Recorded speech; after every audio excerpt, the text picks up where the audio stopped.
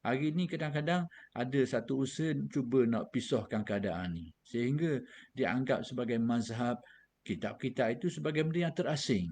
Seolahnya kita mengaji mazhab tu seolahnya mengaji benda bukan Quran dan hadis. Ya, ini satu kefahaman yang cuba dikelirukan oleh buah fikiran-fikiran yang tak sihat hari ni. Itu kena kesedar benda ni. Bahawa ulama-ulama dulu mereka tak akan beristihad secara rambang kecuali mereka ijtihad tu sebenarnya adalah dalam usaha nak memahami pada petunjuk Al-Quran dan hadis. Sebab tu mungkin betul, mungkin tepat, mungkin silap. Itu mungkin berlakulah, tak nak lagi dah tu. Tapi nak kabarnya ijtihad mereka ni pula dalam benda-benda yang tidak jelas petunjuknya. Yang jelas ada ijtihadnya. Benda yang Al-Quran khabar direct gitu dan tidak ada keraguan, tidak ada hal-hal lain lagi, memang begitulah. Tapi masalahnya bila dalil-dalil kurang jelas, ada berlaku banyak dalil-dalil dan sebagainya. Di sini ruang-ruang untuk ulama menjelaskannya dengan kelayakan yang ada pada mereka itu, dengan kemampuan yang ada pada mereka itu. Tapi hari ini dah timbul satu gaya berfikir yang aneh hari ini. Hari ini kita pun pelik lah.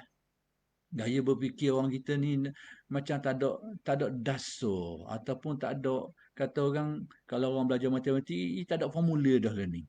Dia pakai gambar. Hari ni kita bimbang gaya berfikir seperti ini. Ulama-ulama dulu menetapkan kita kawaid, dalam fiqh ada kawaid dia. Dalam usuluddin pun ada kaedah-kaedah dia, kaedah-kaedah untuk membahaskan persoalan tu. Dalam apa ni, ada ilmu usul fiqh, ada ilmu dah bidang tafsir pun macam tu juga. Dah bidang hadis ada usul-usul di belakang tu, kaedah-kaedah tu. Hari ni kenapa gaya berfikir agak pelik sikit. Pelik ke mana tadilah. Dia tak macam gaya berfikir yang sudah tidak ada landasan yang kukuh. Saya ni tak apalah. Sementara dia mari, kita cerita lah sikit sementara ingat. Kalau tak ingat, kita tak cerita, ingat. Dulu saya ada cerita tentang masalah madsus. Nak kabarnya bahawa ulama-ulama dulu kadang-kadang menjadi mangsa kepada kalam yang dia tak kata, tapi orang lain kata nisbah kepada dia berlaku. Ataupun juga kadang-kadang apa yang tidak dia tak ada, dia tulis, tiba-tiba orang masukkan dalam kitab dia berlaku. Jadi saya bila buat kajian kitab-kitab, kita bacalah pengalaman-pengalaman ni. Ulama-ulama dulu mengalami. Syekh Abdul Wahab Syarani dia kata, tapi kita ingatkan benda ni berlaku zaman dulu. Tapi rupa-rupanya zaman kita ni, kita tengah hidup lagi ni pun berlaku juga atas tubuh kita ni. Nak khabar tu. Jadi rupa-rupanya ulama cerita dulu tu kita tak rasa pelik. Sebab apa? Kita tengah hidup lagi pun berlaku dah atas tubuh kita ni. Jadi saya nak menceritakan bahawa adalah orang tunjukkan kepada saya ni tentang suatu kenyataan. Kenyataan tu memang pelik lah. Memberi faham bahawa kesimpulan daripada kenyataan tu bahawa Nabi Muhammad ni adalah Allah. Lalu ditulis dalam rujukan tu antaranya nama saya separuh, Prof. Saya kapung orang panggil ustaz je dan saya lebih suka orang panggil gitu je.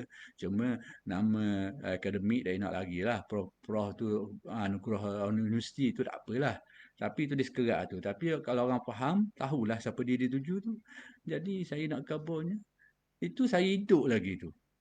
Ada dah mansuh tu. Ada hidup lagi. Tak mati lagi tu. Kalau mati tak tahulah ke mana. Dan ni saya hidup boleh saya khabar. Baru saya tak kata gitu. Ada orang lain tolong buat. Itu masa saya hidup lagi tu.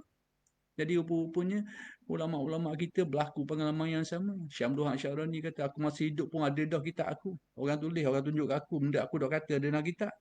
Sehingga orang pandang muduh kat aku. Aku pergi ke Mekah, dia kata Syekh Abdul Wahab, orang tengok aku dengan jeling-jeling gitu ya. Aku sendiri masa tu aku tak tahu. Kediam baru aku tahu rupanya ada pendapat-pendapat yang gharib, pendapat yang pelik yang disebabkan kepada aku sehingga tersebar. Dan orang pandang aku dengan pandangan yang buruk. Ini berlaku.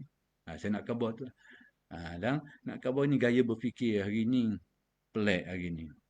Dia tak ada landasan, tak ada sandaran. Ini lah yang kita betul. Ada pula baru ni ada orang-orang maklum. Tak apalah, saya nak celah sikit lah. Selingan-selingan begini ni. Ni ruang kita nak sebut sikit-sikit. Kalau kita nak panjang sangat. Ada kebetulan saya ada memberi penjelasan tentang isu apa ni, kitab Al-Insan Al-Kamil oleh Abdul Karim Jili. Tiba-tiba kitab kenyataan saya ni Saya pun sendiri tak tahu sebab saya pun bukan rajin sangat duk buka internet, duk buka Facebook tu sekadar-sekadar yang perlu lah saya carinya. Sebab masa pun tak ada. Jadi orang sapa kita, dikatakan bahawa kata-kata saya ni ada golongan tertentu yang mengguna pakai, yang memanfaatkannya. Lalu ada sekelompok orang lagi pula dikaitkan, nak tahu tanda sesat benda ni, tengok. Kalau dia ni dipakai oleh orang yang dianggap sebagai sesat, maka orang tu juga sesat juga. Ini gaya berfikir yang otaknya duduk di lutut, bukan di kepala. Gaya berfikir orang yang otaknya duduk di lutut. Orang orientalis, saya nak ceritanya, semata-mata nak tengok bahawa orang ini dirojok oleh orang tertentu, lalu orang tu dilabelkan sebagai sesat, nak kata dia sesat juga. Ini gaya memikir otak duduk di lutut. Orientalis, mereka ni menghafal Al-Quran, menghafal hadis. Bahkan dia lebih tahu, setengahnya tu dia tahu di perpustakaan tu, dia tahu kitab hadis kat mana-mana tu, kita pergi kena rujuk ke dia pula. Nak tahu hadis mana. Dia lebih tahu kadang-kadang sebab dia kaji sungguh. Apakah dengan sebab mereka ni hafal Quran, hafal hadis, kaji hadis, tahu hadis, nak kata dia syarikat, bersyarikat tu antara kesesatan orientalis tu dengan Islam tu sendiri? Ha, nak fikir gitu ke macam mana?